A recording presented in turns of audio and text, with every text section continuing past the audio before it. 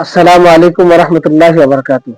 প্রিয় ভিউয়ার্স, আজ আমি চ্যাটজিপিটি থেকে জানতে চেয়েছিলাম স্বপ্নে ছেলে দেখার ব্যাখ্যা কি? আল্লামা ইবনে সিরিন রাহমাতুল্লাহি আলাইহির অভিমত অনুযায়ী আমাকে জানানোর জন্য। তখন সে যে উত্তরগুলো আমাকে দিয়েছে সেগুলো আমি আপনাদের সাথে শেয়ার করছি। তার আগে আমি আপনাদেরকে স্বপ্নের ব্যাখ্যার ভূমিকায় সে আমাকে কি তথ্য দিয়েছে সেগুলো একটু আপনাদেরকে জানিয়ে রাখি। স্বপ্নের ব্যাখ্যার ভূমিকায় সে আমাকে বলেছে, স্বপ্ন মানুষের জীবনের একটি বাস্তব অংশ, যা আল্লাহ তাআলার পক্ষ থেকে নির্দেশ, বার্তা বা উপদেশ হিসেবে আসতে পারে। কোরআনে হযরত ইউসুফ আলাইহিস সালাম ও অন্যান্য নবীদের স্বপ্ন বর্ণনা করা স্বপ্নের গুরুত্ব স্পষ্ট করা হয়েছে। রাসূলুল্লাহ সাল্লাল্লাহু আলাইহি ওয়াসাল্লাম বলেন, সৎ স্বপ্ন আল্লাহর পক্ষ থেকে, আর কুস্বপ্ন শয়তানের পক্ষ থেকে।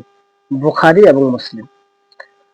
আরেকটি হাদিসে তিনি বলেন, নবুয়তের ৪৬ ভাগের একটি অংশ হলো সৎ স্বপ্ন। এটাও বুখারীর রেফারেন্স।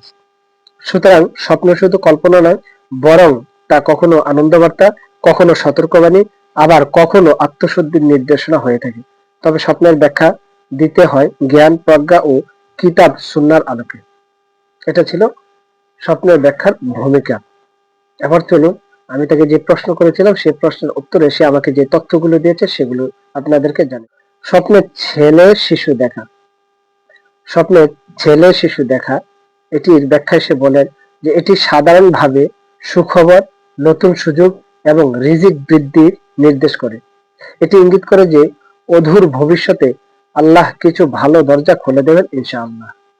এই ব্যাখ্যাটা আল্লামা ইবনে সিরিন রাহমাতুল্লাহি আলাইহি তার কিতাবে দিয়েছেন, সেই তথ্য আমাকে চ্যাটজিপিটি দিয়েছে। ২ নম্বর, স্বপ্নে সুন্দর ও শান্তশিষ্ট ছেলে দেখা।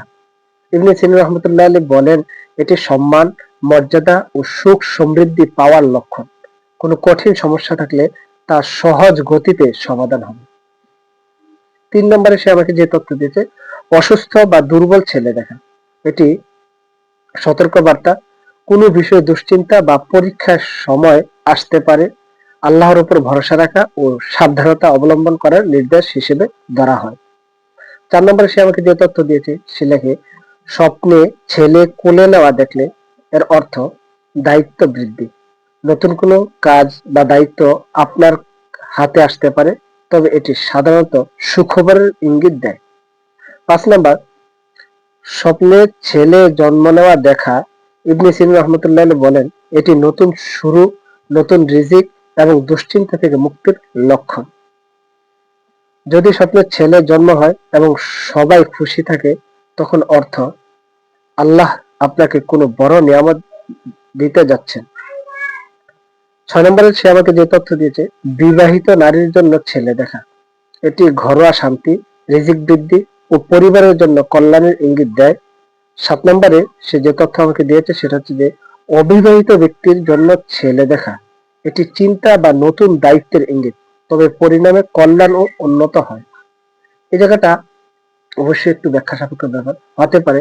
আনম্যারিড কোনো পার্সন যদি স্বপ্নে ছেলে দেখে থাকেন, তাহলে এটির চিন্তা বা নতুন দায়িত্বের প্রতি ইঙ্গিত করে, তবে পরিণামের কল্যাণ ও উন্নতি হয়।